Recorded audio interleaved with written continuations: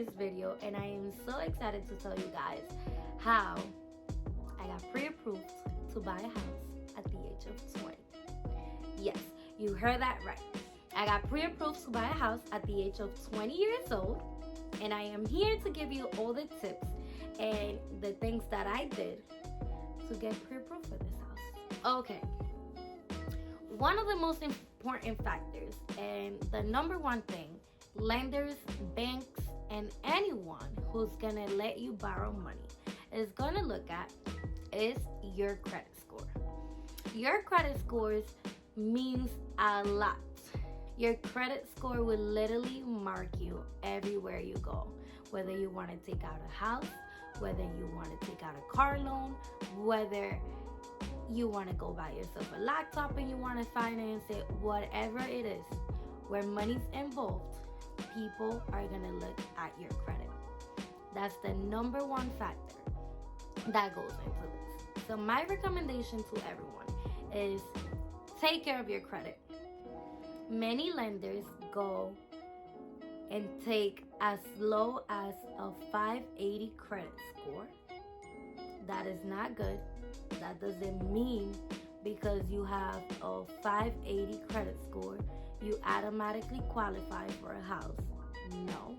Your interest rates will be a lot higher than somebody with a 700 credit score, but you could get pre-qualified for a house. Step number 2, you,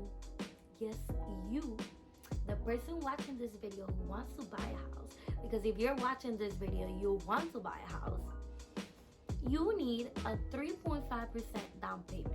So you better start saving money now. Like, now. Okay? Yes. You need a 3.5% down payment towards a house. Unless you are a veteran. Let me break this down for you.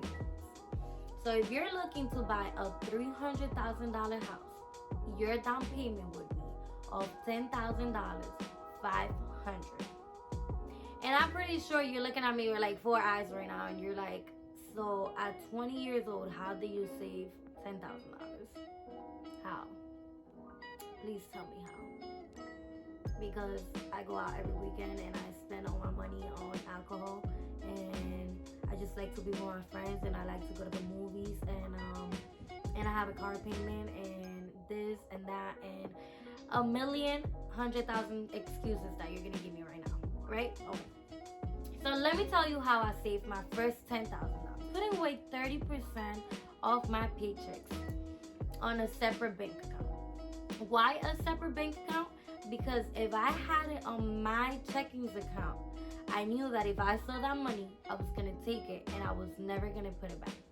Are you one of those that take money out of your savings and you're like, yeah, I'll replace it, I'll put it back? Yeah, I'm one of those, and I never replace it, I never put it back. Therefore, I decided to have 2 separate bank accounts. I have a checkings with one bank and I have a savings account with another bank. That way, I do not see that 30%. I leave it alone. I do not touch it.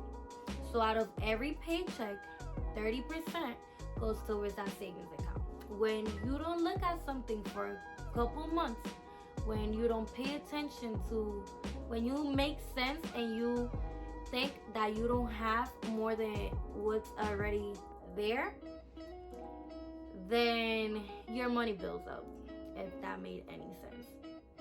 So the fact that my money was in a different bank account and I wasn't able to see it made it build up.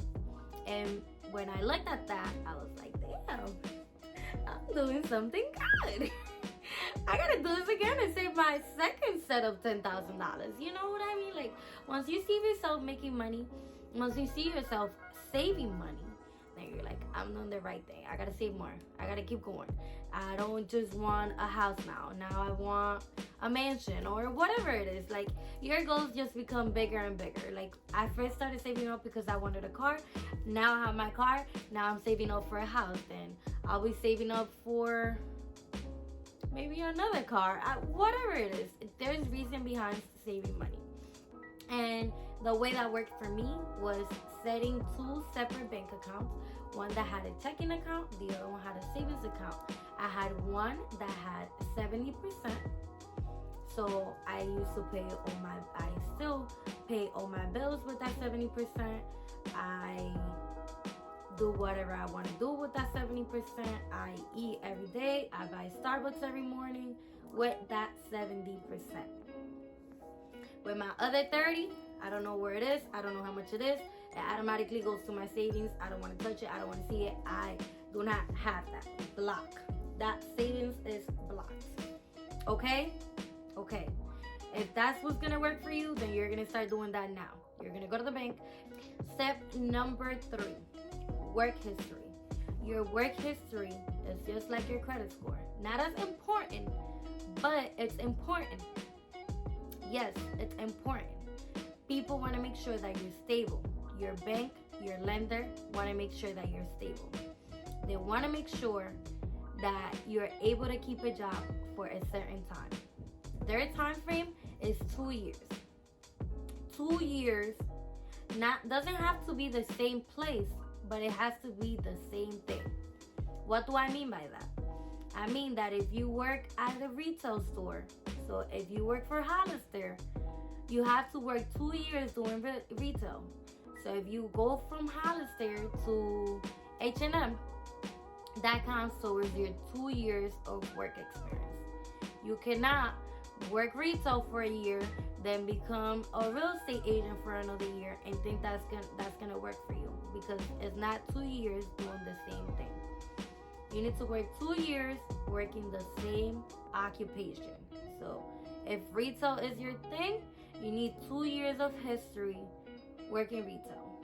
If management is your thing, you need to work 2 years doing management.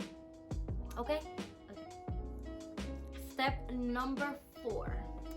So you're at the point in life where you have a good credit score, you have a down payment of a house, and you have a work history, right? You have these 3 fundamental factors, and you want to level, you want to go to the next step, you're not ready to buy a house.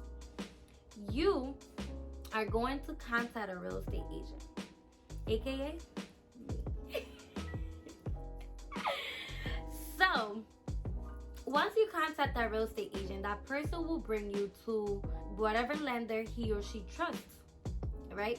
So they might give you a list of 2 or 3 people that they trust. You're gonna choose whoever lender you want to work with, whoever you feel more comfortable with. Maybe you want to call each one of them. Maybe you want to hear a little bit from them. Whatever it is, you're going to be in contact with a real estate agent. Then you're going to be in contact with a lender. Your lender would run your credit, would look at your work history.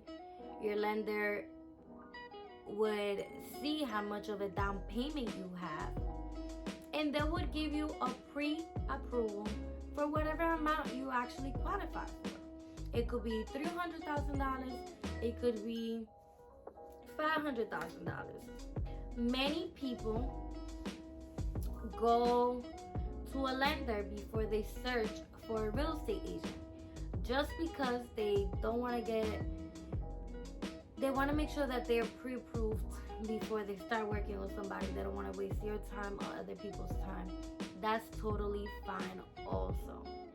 Before anyone takes you to a showing, any real estate agent should be getting you pre-approved anyway. So if you want to go ahead and get in touch with a real estate agent first, then a lender, then that's fine. If you want to get a lender and then a real estate agent, then that's okay also. That is totally up to you, whether you feel more comfortable getting in touch with a real estate agent that you already know, or somebody that you have heard of, or somebody that you just want to work with, or if you want to work with a lender who's going to recommend you a real estate agent. It could go either way. Anyway, those are the most important factors of getting pre-approved for a house. So first, it is your credit. Your credit is essential with anything that involves money. Anything that involves somebody lending you money involves credit. whether you're taking out a laptop at Apple, whether you want to take out a credit card at a store, whether you want to buy a car, whether you want to buy a house, credit matters. Number 2, save money for a down payment. That is good towards a house. That is good towards a goal, towards a dream, towards you going to a new country next year. Whatever it is very important for you to save money. You need money for an emergency. Save it and don't touch it, leave it, don't see it, nothing. Don't say you're gonna put it back because you're not, okay? Step number 3, it is work history. Stop jumping around from one place to the other. Stay where you're at. Don't just go because of like minimal stupid things that don't even matter. Every job has its good things and its bad things. Credit score matters. Saving money matters. And your work history matters. So work on those 3 things. Contact the lender, contact a real estate agent, and go get your house. Because if I did it, you could do it. Okay? Okay. Bye, guys. This is the end of my video. I hope you like it. I will be bringing many more videos like this in the future. Hopefully with a better background. But yes. Bye.